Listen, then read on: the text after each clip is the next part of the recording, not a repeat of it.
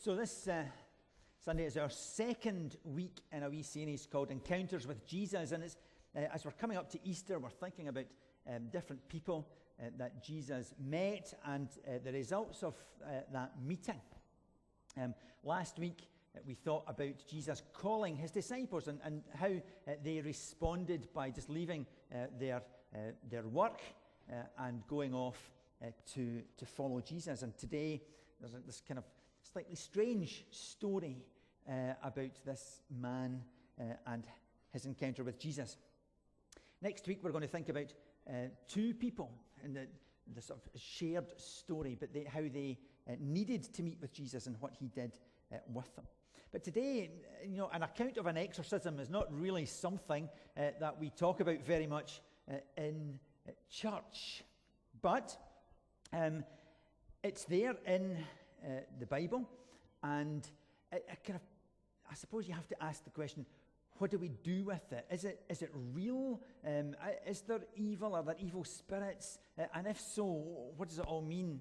And so on. I'm going to think about that just shortly. Our attitude to that, though, I think is influenced by some of our background, by what we've seen on films and on the TV, and Jesus being portrayed one way and the devil being portrayed another way, quite often as a kind of cartoon character with a wee forked tail and a trident and all that kind of stuff. And so that affects what we think. Our education influences our understanding. Because, the more educated people become, the more they think we have to be rational. And if there's no rational explanation for something, then it cannot possibly be true. So, wherever you're coming from today, and whatever your background, and whatever your thoughts about it all, I would ask you to approach this with an open mind, just to see what you think by the end. The first thing that I want to highlight from this story is that Jesus goes to places and to people that are unexpected. It just says quite simply, they went across the lake, and can you see that background? Oh, you can see that background. That's the Sea of Galilee. That's where they went across. And in our picture, they would have gone across from, let me get this right, left to right, because if you think of the map of the Sea of Galilee, it's on the sort of southeastern corner is where we're thinking about for this story. And then this man sees Jesus in the distance, and he's been living in the tombs, and we're told that he is demon-possessed. And I understand, as I've said, that there are many people who are a bit skeptical about the whole issue, uncertain of the reality of evil spirits or demons or what it's about. But the Bible is quite clear. In fact, the Bible talks much more about evil, about the devil, and about hell than it does about heaven. And that might be surprising for some of you. You would have to cut out huge chunks of the Bible if you wanted to avoid any talk of these things. Even so, I do understand that there are people who want to ask that question. If we live in a world where we have education, where we understand things differently to the did then, and so in a rational world, how can these things be true? I suppose that depends on your view, your understanding of God. If you don't believe in God, then you wouldn't be expected to believe in demons or evil spirits. But if you do believe in God, we believe that God is a person, that God is real, that it's possible to have a relationship with God. If you believe that, really believe that, then actually it's irrational to suggest that there could not also be a personal devil. And if there are angels and forces for good, then it's irrational to think that there may not be forces that work for evil.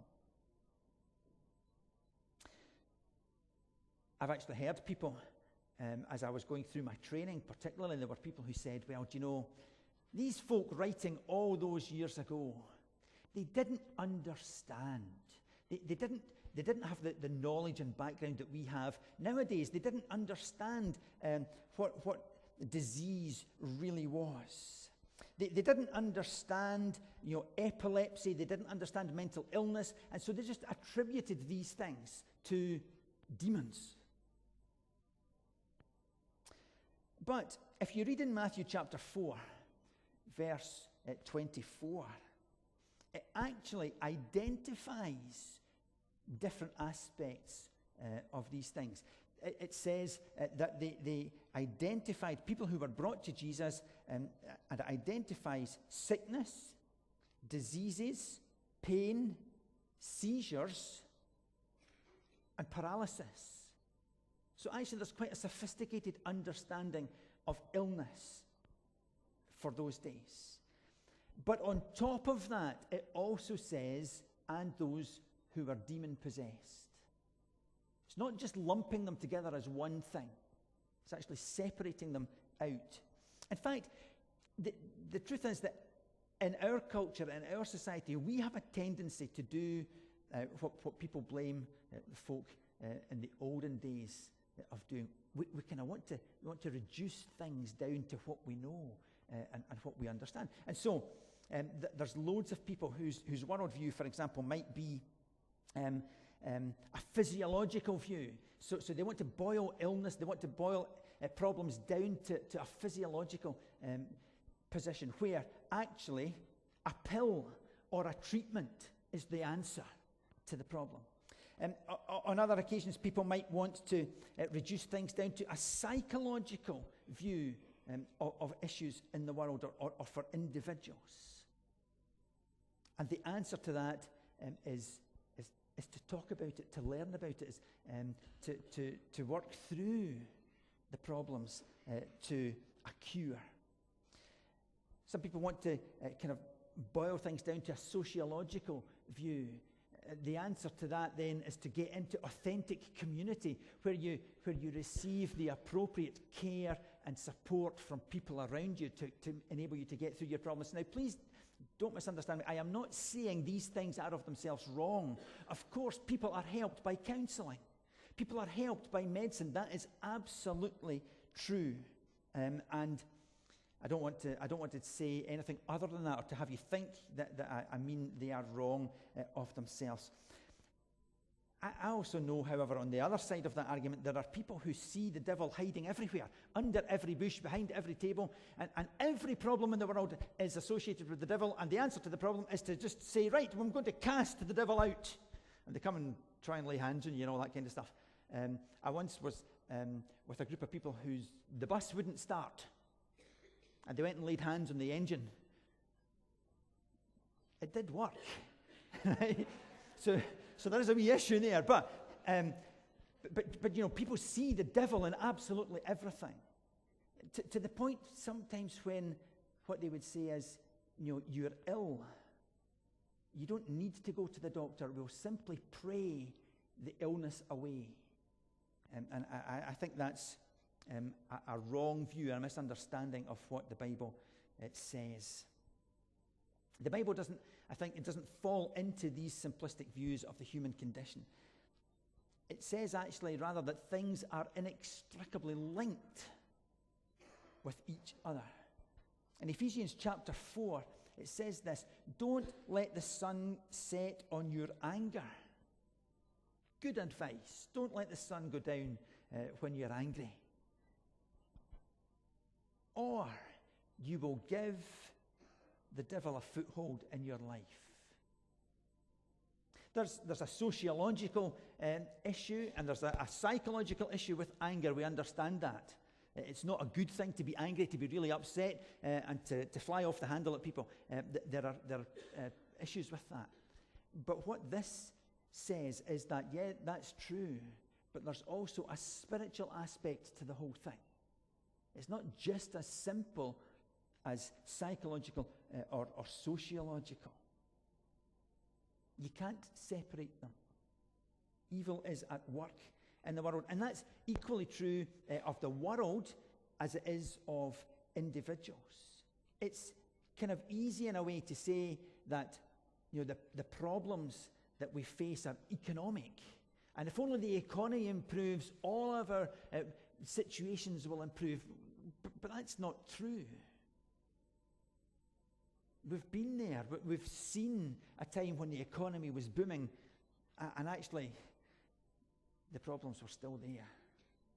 You can put it down to bad government. You can put it down to the individual choices that people make that are not good, that are not helpful. You can put it down to poor leadership. But the truth is that evil is at work in the world.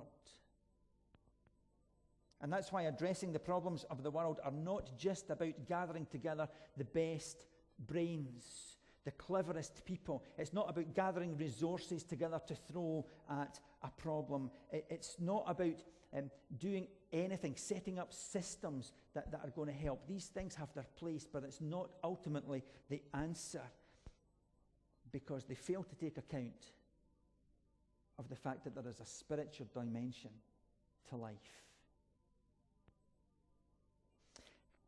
This place that Jesus went to, the Gadarenes or the Gadarenes, depending on whether you're thinking of the town or the area, was not a place that Jews would normally go.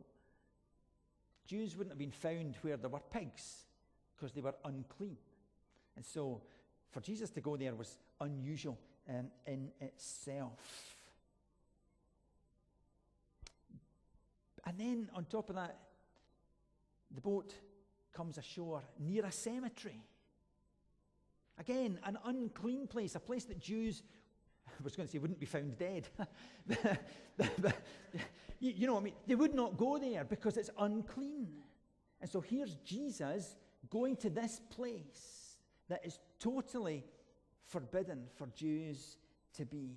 And then to crown it all, he is faced with this man who is possessed by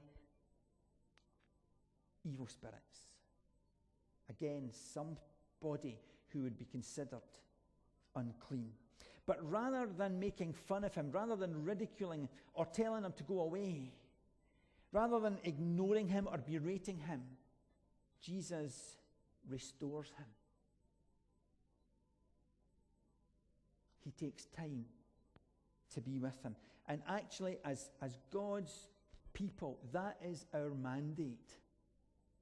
Our mandate is to be willing to go where others are afraid or unwilling to go.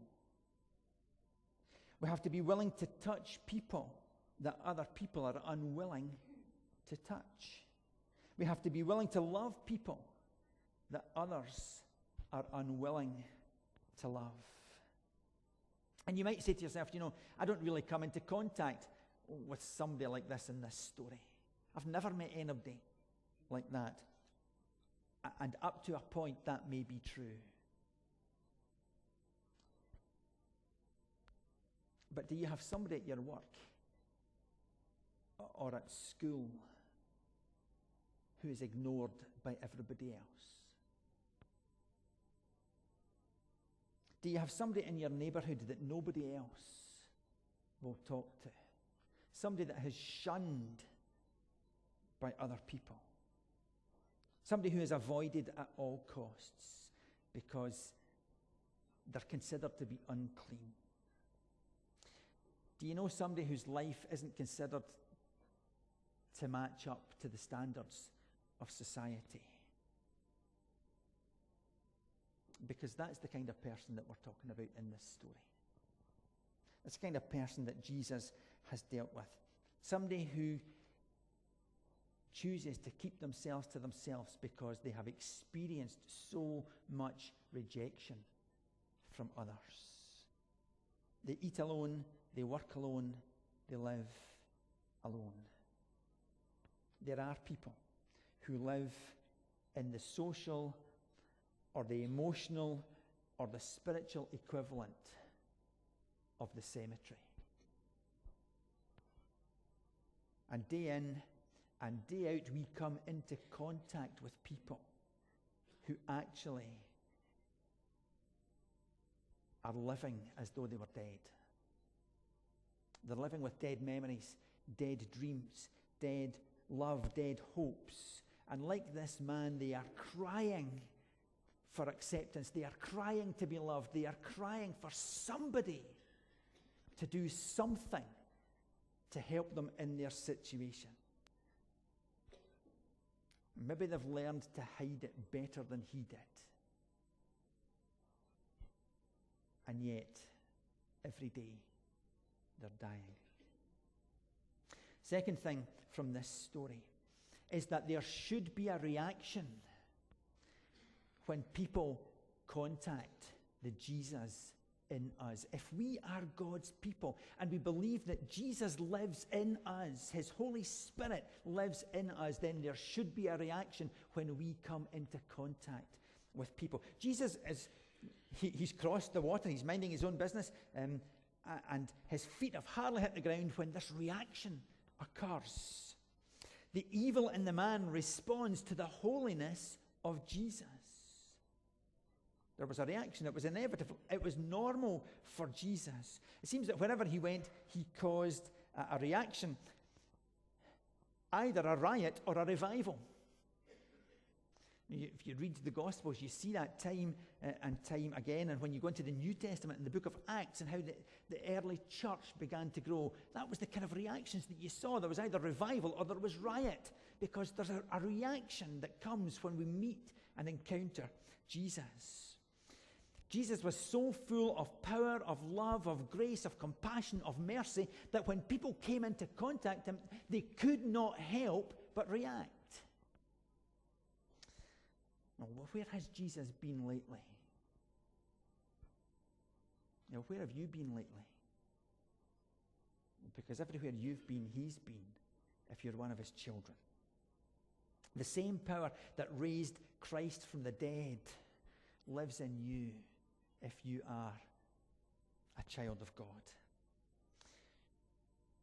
There should be a reaction when we go to share God with others. When people come into contact with us, they should see something of Christ in us that provokes a reaction.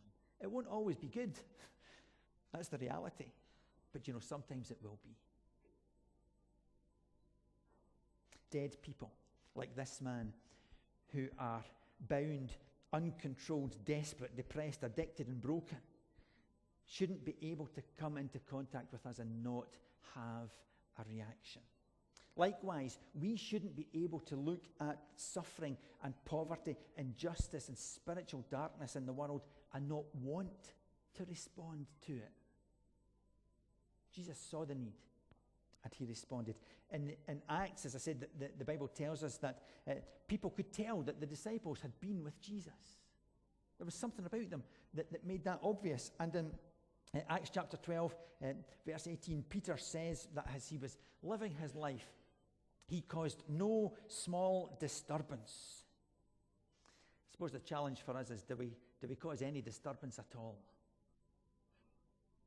I suppose also our prayer should be that wherever we go and wherever we seek to follow Jesus, and as we live our lives for him, we should be people who cause no small disturbance. We want to have a big disturbance. We want to see people and lives changed because they've come into contact with Jesus in us. President Woodrow Wilson tells this story.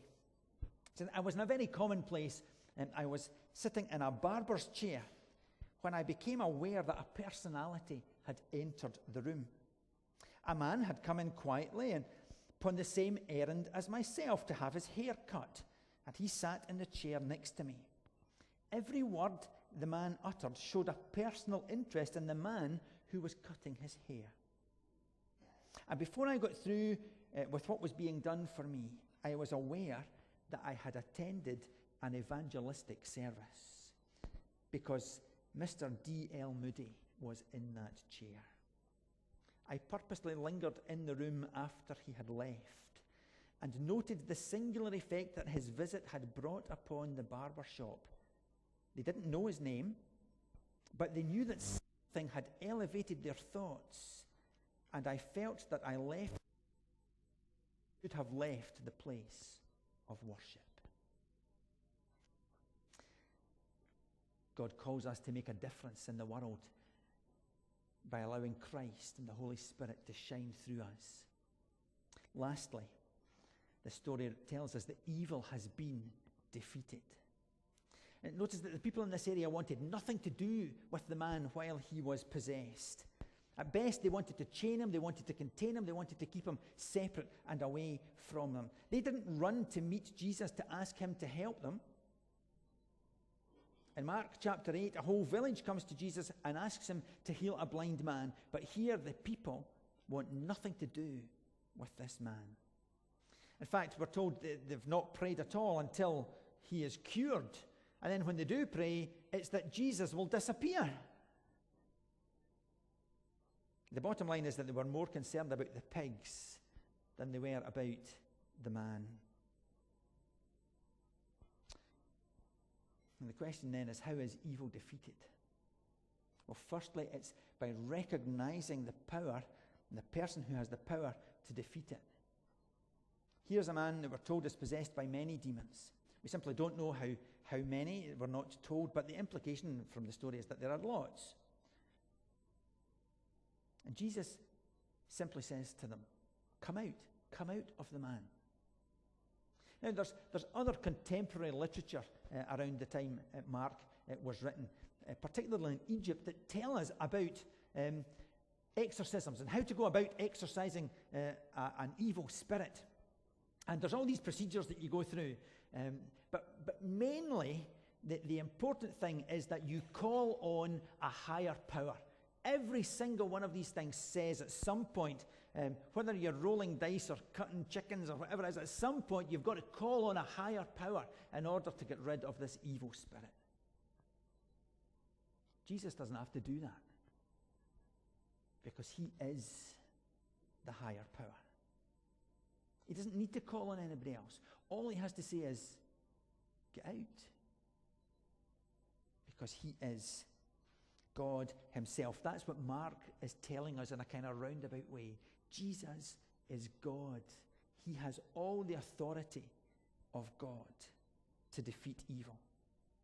Secondly, evil is defeated by recognizing that it's not just out there. It's actually in here. The Jews considered the source of all of their problems to be the Romans. If only they could get rid of the Romans, everything would be wonderful. Of course, we know that didn't happen. In effect, the Romans were the equivalent of the unclean pigs. Again, Mark is making a point. Jesus is saying, I want you to realize that it's not really about them and us. It's not really about evil being there and good being here. That's not the thing. And when we get to the point of thinking, us good, them evil, then actually the evil is in us. We've misunderstood evil and we misunderstood the work of the devil. When the people came and they saw this man clothed in his right mind, they were frightened. They were terrified because of what happened, because they didn't understand it. The thing is, at the end of Mark's story, the end of his book, Jesus and this man have changed places. At the end of the story, Jesus is the one who is naked and bleeding. Jesus is the one who is crying out. Jesus is the one who is in the tomb. They've changed places. Not because Jesus is possessed by evil, but because he was willing to take our place. He was willing to take the consequences of the evil that is in us on himself. Sending these demons into the pigs was not the ultimate victory over evil. The ultimate victory over evil came when Jesus on the cross said, "It's finished. I've done what I came to do." That's when evil was defeated. That's when Satan knew that he had lost. Evil is defeated in our lives when we catch a glimpse of how much it has cost, of how much it cost God to forgive us, of how much it cost Jesus to go to the cross and to take our place. When we see the love that he had for us, that's when we begin to defeat evil in our lives, because that's when we begin to understand who he is and what he's done and what we can have through faith in him. Evil is defeated through our relationship with Jesus.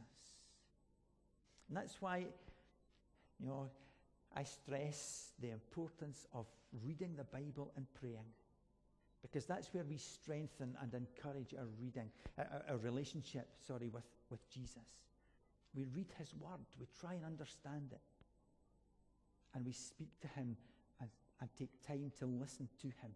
That's where we defeat evil in our lives. As we get to know him better, we get to become more like him. And as we get to become more like him, we become more good and less evil. Sin ceases to have the same hold on us, and goodness and mercy and grace and compassion flows through us into the world.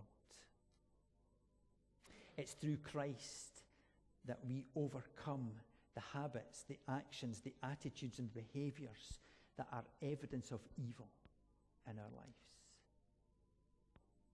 Without him, it's not possible to do that. With him, all things are possible.